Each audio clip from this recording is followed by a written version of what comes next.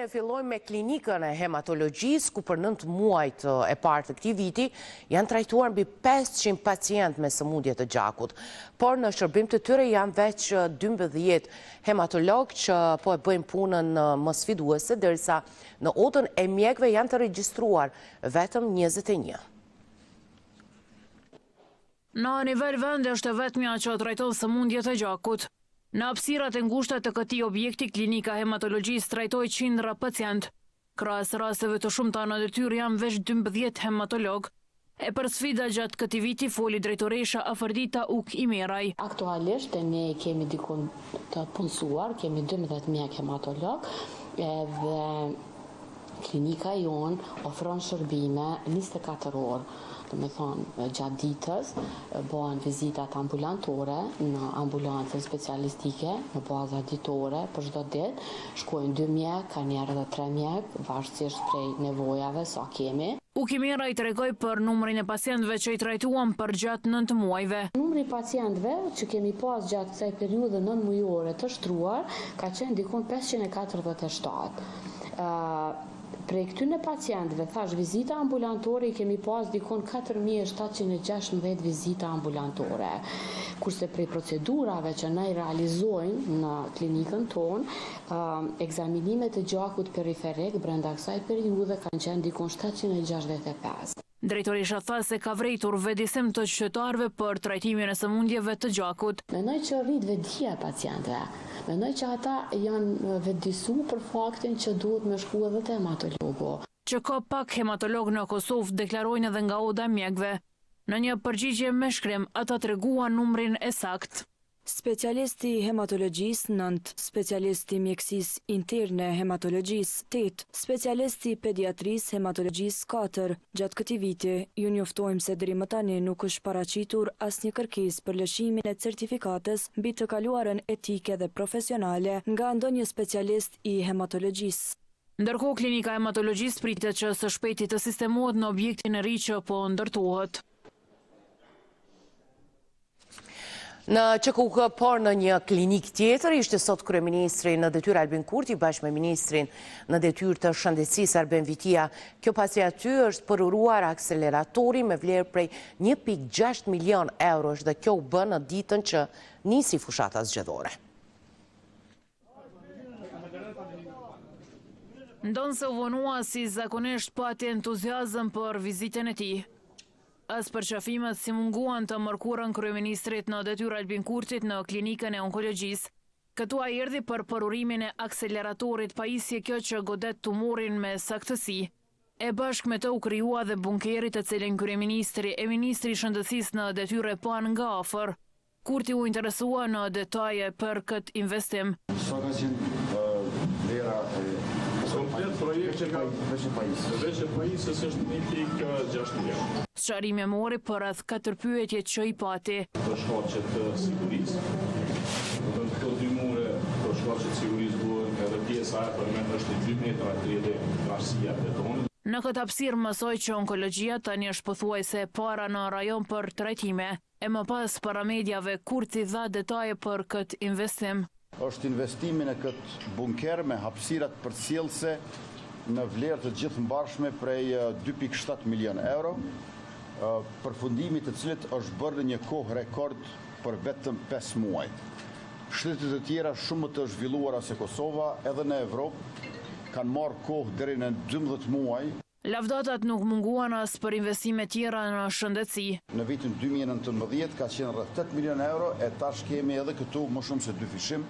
E Vitia tha se klinika po ofron trajtim për të gjithë pacientët.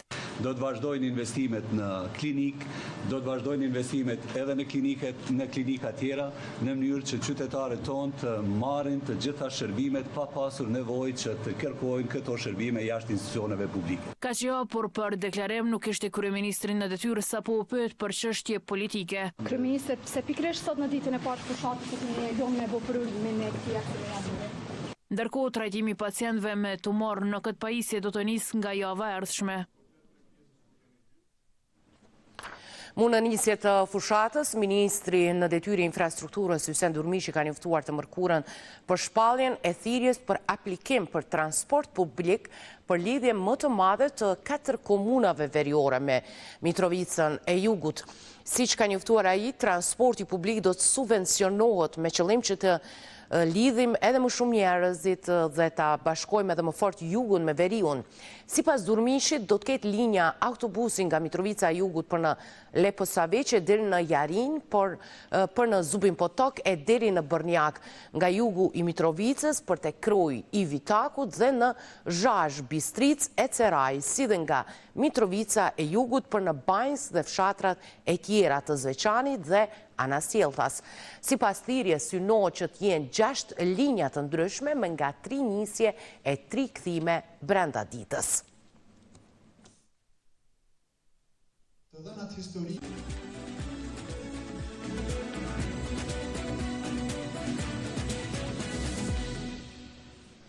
Në Veri shkoi pas dite Kurti për të vazhduar fushatën, atje mori pjesë në ceremoninë për hapjen e urës për këmbësor mbi lumin Ibër e më pas vizitoi kryetarin e ri të komunës së Mitrovicës së Jugut, Faton Peci.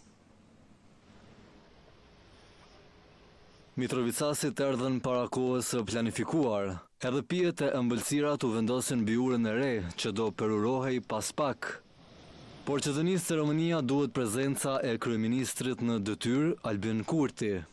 Përveç ministrave në detyrë e kryetarit të komunës, atë po e prisnin edhe qytetarë të shumt. Madje njëri nga përkrahasit e tij pati edhe dhuratë për Kurtin. Pas përshëndetjes dorë për dorë me ta dhe me punëtorët, erdhi momenti i prerjes së shiritit.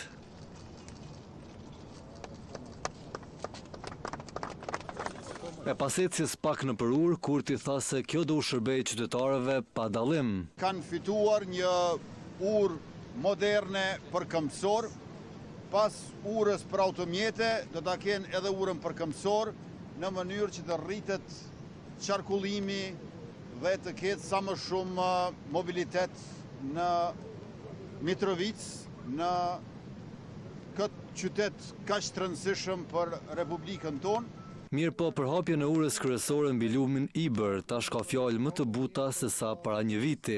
Besoj që nuk ka nevojë që aty t'jenë pjesëtarët e KFOR-it, mirë po ne këtë çështje zgjidhim veç se me bashkëbisedim të hapur, me dialog të sinqert dhe besoj që do të vijë edhe dita kur edhe ai urë do të jetë e hapur. E përveç në Shqip, këtu Kurtit ju desh të flas edhe në serbisht në përgjigje për mediat serbe. Unë jam takuar me shumë serb, si një pjesën veriore të Kosovës, ashtu edhe kudo në Kosovë. Nuk ka asnjë kryeministër të Republikës së Kosovës që është takuar me më shumë serb se sa unë. Nuk ka asnjë kryeministër tjetër që ka folur më shumë serbisht se sa unë. Pas përfundimit të ceremonisë hapse të urës, Kurti bashkë me Sfeqlen, Durmishin e Pecin, ecën deri tek zyra e këtij të fundit. Aty shefi i qeverisë në detyrë uroi kryetarin që fitoi Mitrovicën në logon e lëvizjes vetëvendosje. Derisa ky i fundit e falenderoi për punën e bërë në qytetin ku tash është kryetar. Për gëzimin edhe për ministrat dhe për Xhelalin për Hysenin, që këta realisht i mbot tash fytyrat Mitrovicës. Krejt në fund, Peci e pati një batut para përqafimit me Kurtin. Përqafimet i kena të grënta.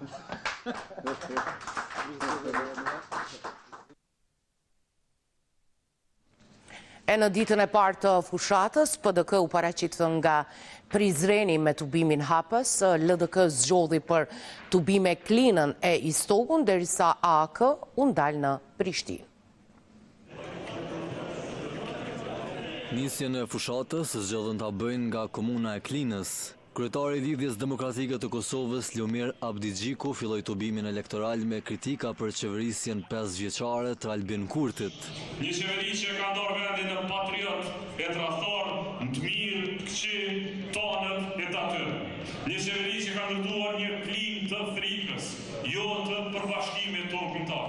Klimë sulmesh, jo të dialogu siç na takon si popull i jemi.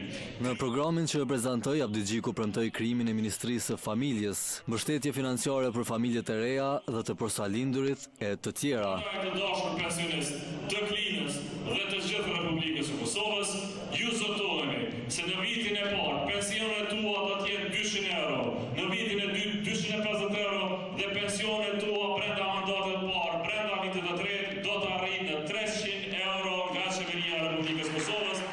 Pas klinës, Abdigjiku me LDK-n vazhduan me tubim elektoral edhe në Istog, ndërsa në orën 20:30 pritet të jetë edhe në Prishtinë. E kreu i PDK-s po i bënte përgatitjet e fundit rrugës për Prizren. Në atë qytet, Betri Hamza me Partinë Demokratike të Kosovës vendosën ta bëjnë hapjen e fushatës zgjedhore. Mirë po i pari që mori fjalën ishte kreu i komunës, Shaqir Totaj. Na kemi përgjigje për gjithë këtë gjendje kaotike. Cila është përgjigja jonë? Përgjigja jonë është profili yll. PDK-ja si parti shtet formuese edhe si parti shtet ndërthuese. Pas prezantimit të kandidatëve nga subjekti i tij politik, Hamza premtoi se do hap një kapitull të ri për vendin. I kemi provuar 5 vjet të gjitha këto. Nuk funksionuan. Tani është koha për bashkim. Për bashkimin tonë të ecim përpara. Unë besoj se qytetarët e Kosovës din të dallojnë, din të shohin për te zhurmes, din të zgjedhin të ardhmen. Ndërkohë salla Kuqe në Prishtinë të mërkurën ishte rezervuar për Aleancën për Ardhmërinë e Kosovës. Pas prezantimit të listës, kryetari Ramush Haradinaj tha se ajo ndahet në 3 kategori. Kemi profesionistë të zot, njerëz me të arritura në shkencë e lamit e tyre tjetës.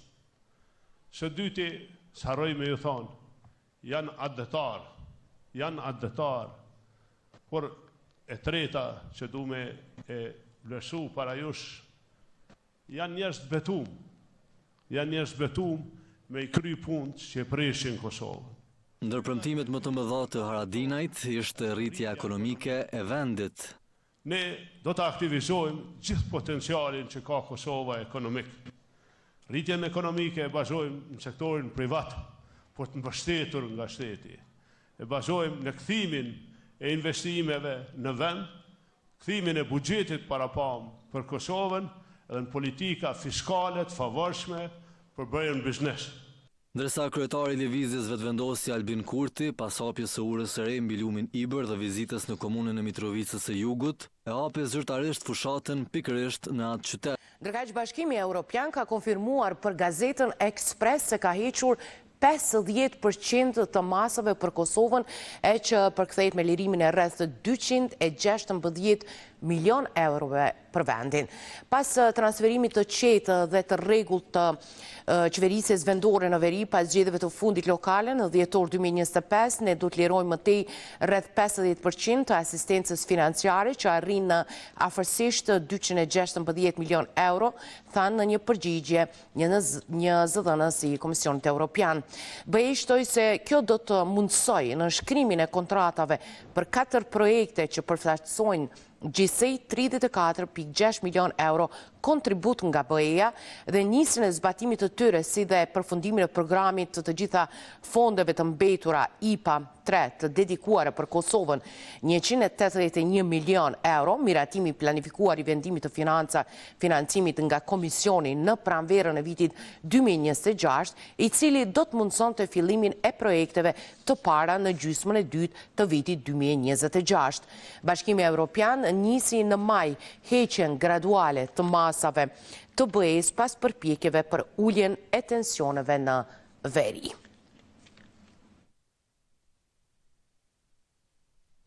Kalojmë në çështje të tjera. Gjykata themelore në Prishtinë ka rihapur shqyrtimin gjyqësor ndaj ish-shefit të Agjencisë Kosovare për Inteligjencë, Driton Gashi, i cili po akuzohet në rastin e njohur si Gylenistët, konkretisht angazhimin e tij direkt në dëbimin e 6 shtetasve turq nga Kosova, duke shkelur procedurat ligjore. Kur kanë kaluar 7 vite nga rasti i njohur si Gylenistët, ende nuk ka një epilog gjyqësor. Më 19 korrekt të 2023-s u dha një vendim të cilën shkalla 2 e kishte rikthyer në rigjëkim. E këtë mërkur u planifikua shpallja. Në orën 9:15 ishte caktuar seanca, por trupi gjykues shkoi në gjykatore tek pas 40 minutash. Në fjalën e saj 34 sekondëshe, kryetaria e trupit gjykues rihapi shqyrtimin gjyqësor. Rihapet shqyrtimi gjyqësor në këtë çështje penale me qëllim të grumbullimit të provave dhe fakteve tjera. Krejt kjo bëhet me qëllim të vërtetimit të plot dhe të drejtë të gjendjes faktike në këtë çështje penale. Gjyqtarja Namani Hajra, para se të largohej, bëri edhe një njoftim për vazhdimin e seancave të radhës. Seanca e ardhshme do të caktohet në momentin kur bëhet sigurimi i provave materiale. Ky është qëndrimi i trupit gjykues. Mirupafshim. Më 19 korrekt të 2023-s, themelora kishte shpallur fajtor e shefin e AKI-s Dritan Gashi, duke dënuar me 4 vite 8 muaj burgim. Derisa Valen Krasniqi dhe Rahman Sulejmani ishin liruar nga akuza. Por në dhjetor të 2024-s, gjykata apelit e ka kthyer këtë rast në rigjykim, vetëm sa i përket pikës së parë të dispozitivit ndaj të akuzuarit Dritan Gashi, ndërsa ka vërtetuar lirimin nga akuza për 2 të akuzuarit tjerë. Në të njëjtën gjykatë është ndërprer seanca ndaj 3 të akuzuarve lidhur me sulmin terrorist të 24 shtatori 2023 në fshatin Banjës të Zveçanit. Aty u pranua propozimi për dëgjimin e dëshmitarit Miloš Radosavljević dhe u lexua një proces verbal. Në agjendë të mërkurën ishte dëshmia e Dragana Antjević, por pasi refuzoi 2 herë të marrë pjesë në seancë për sulmin terrorist në Banjsk të Zveçanit, prokurori special u detyrua që të bëjë një propozim për gjykatën. Ashtu siç ju kanë informuar edhe ju, domethënë ftesën e ka pranuar, informacionet që i kemi ka pranuar dikush nga familja e saj, në qenë se ajo nuk ka arritur domethënë që i përgjigjet ftesës së kësaj gjykate, propozimi jonë është që ndoshta në këtë fazë ta propozojmë që të lexohet deklarata e saj. Propozimin e Abazit e mbështeti përfaqësuesi të dëmtuarit Alban Rashiti, avokati Naim Rodari. Me qenë se konsiderohet se janë përmbushur gjitha kushtet ligjore, lexohet dhe të përdoret si provë drejt për drejt deklarata e dëshmitarit. Deklarata e dëshmitares ju dok plotësisht jo relevante mbrojtësit të akuzuarit Blagoje Spasojević. Ajo deklarat ka të bëjë në kontekstin e përgjithshëm të ngjarjes, duke e parë domethënë nga këndi i kësaj dëshmitares, po them se nuk e ka asnjë pikë të vet me kyçe me të mbrojturin tim, prandaj unë nuk e kundërshtoj domethënë propozimin e prokurorit special. Ndërkohë për mbrojtjen e të akuzuarit Dušan Maksimović është detyrë e prokurorit të asigurojë prezencën e dëshmitarëve në seancë. Ne propozojmë që ajo të ndëgjohet në shkëlqimin kryesor dhe që kjo është obligim i prokurorit speciale që të siguroj dëshmitarët të cilat janë propozuar në akt akuzë. Megjithatë, trupi gjykues mori vendim që të aprovohet propozimi i prokurorit Abazi për leximin e dëshmisë së dëshmitares Antjević. Trupi gjykues merr vendim, aprovohet propozimi i prokurorit special të Republikës Kosovës, sepse i njëjti ka bazueshmëri ligjore. Ndërsa pavarësisht kundërshtimit të prokurorit, u aprovua dhe propozimi i avokatës Jovana Filipović që të dëgjohet si dëshmitar Miloš Radosavljević. Seanca e radhës për këtë rast pritet që të mbahet më 16 janar të vitit të ardhshëm. Ndërsa gjykata supreme ka anuller vendimin e Këshillit Prokurorial të Kosovës për shkarkimin e Besim Kelmendit nga ushtruesi i detyrës së kryeprokurorit. Lënda i është kthyer Këshillit Prokurorial të Kosovës në rishqyrtim dhe rivendosje. Kelmendi ishte shkarkuar më 20 nëntor nga Këshilli Prokurorial me 5 vota pro, edhe pse KPK-ja ka 10 antar. Vendimi ishte marrë pas dëshmisë së tij të dhënë për masakrën e Reçakut. Kelmendi i pati mohuar raportimet se ka qenë bashkëpunëtor i gjyqtarës hetuese të rastit të Reçakut. Vendimi ishte marrë nga KPK-ja dhe pse paraprakisht takimi u mbyll në mungesë të kuorumit me largimin e Kelmendit dhe 4 antarëve të tjerë nga mbledhja.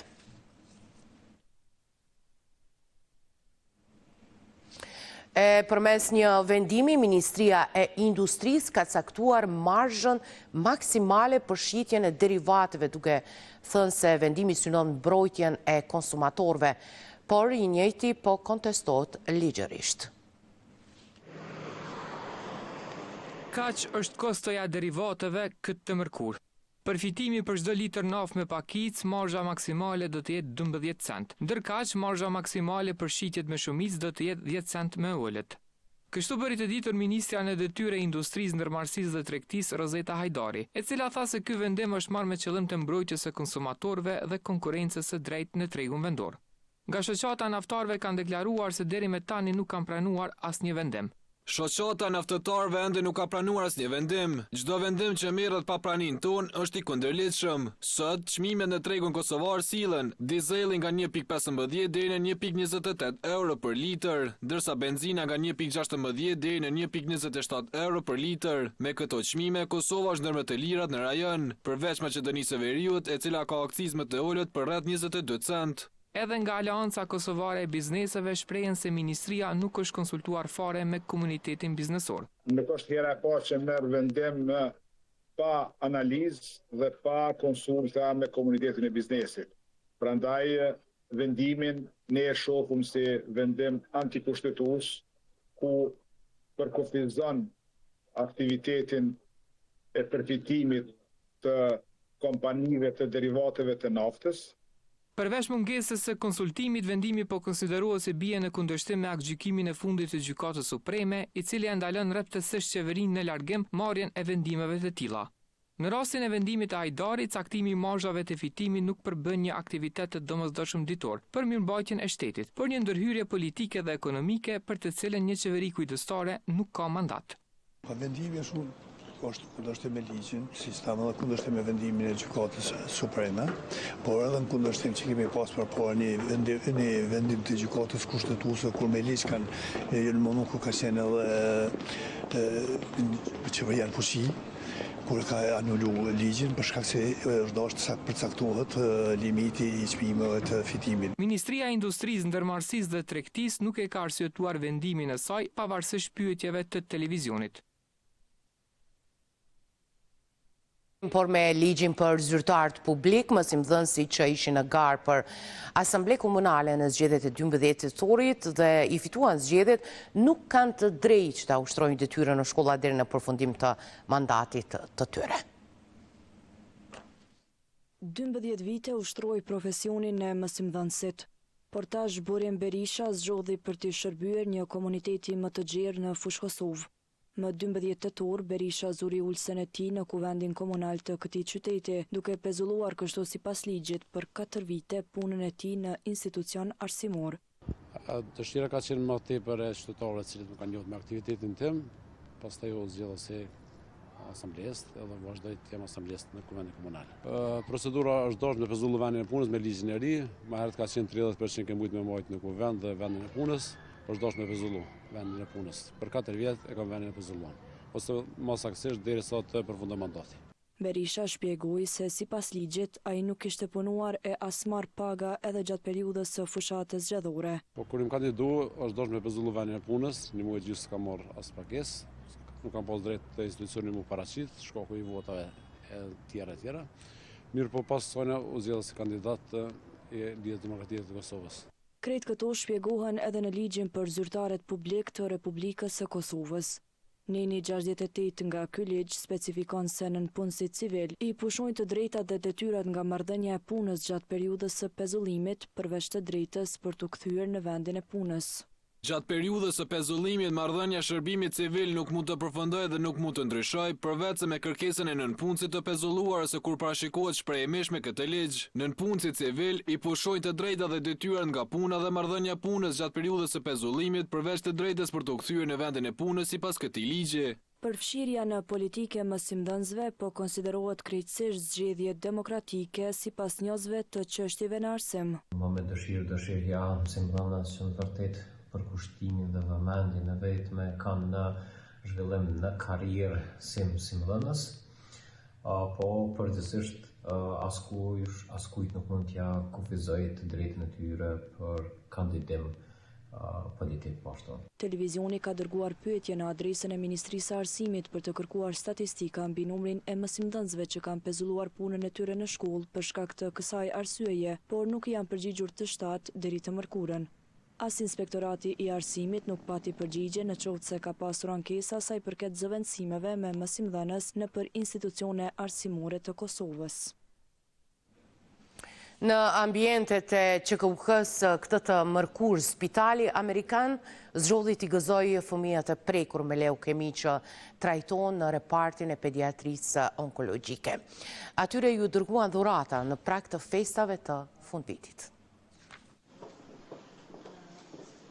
Dhuratat po i bëjnë gati për fëmijët. Ato janë të dedikuara për ata të prekur me leukemi. Këtë mërkur, Spitali Amerikan zgjodhi t'i gëzoj të vegjëlit në repartin e pediatrisë onkologjike në QKUK, me lodra në prag të festave të fundvitit. Dëshirat që i kanë shkruar në letër ju bën realitet e gëzimi në fytyra ju shtua secilit. Krejt ky aktivitet u mripret edhe nga stafi i kësaj klinike. Patjetër që jemi shumë të lumtur që Spitali Amerikan këtë vit ka zgjedhur të gëzoj fëmijët e klinikës pediatrike. Fëmijët përqendrojnë më gjatë se zakonisht fëmijët në smundje më të lehta. Dhe një dhuratë për ta do të thotë shumë, do të thotë që nuk janë vetëm, që dikush nuk i ka harruar dhe po ashtu i kthen buzëqeshjen edhe i bën më të lumtur që të harrojnë sadopak smundjen e tyre. Ndërkohë, Spitali Amerikan në kuadër të kësaj klinike ka edhe një aktivitet tjetër. Ju ftoj të gjithë të interesuarit për dhurim të gjakut, nesër do të jetë pika e grumbullimit të gjakut në Spitalin Amerikan. Aty do të jetë edhe transfuzioni, prandaj ftoj të gjithë të interesuarit që kanë dëshirë të dhurojnë gjak, i cili do të dedikohet për këta fëmijë, të vinë dhe të na bashkangjiten. Kjo nuk është hera e parë që Spitali Amerikan ka shpërndar dhurata për fëmijët në klinikën e pediatrisë. Të nderuar shikues, do ishin të gjitha informacionet të përgatitura për këtë edicion të lajmeve në Fokus. Ju vazhdoni të shndroheni me ne, pas pak do të jeni me emisionin Pressing me Leonar Kërçuki. Ju falenderoj për vëmendjen, mirupafshim.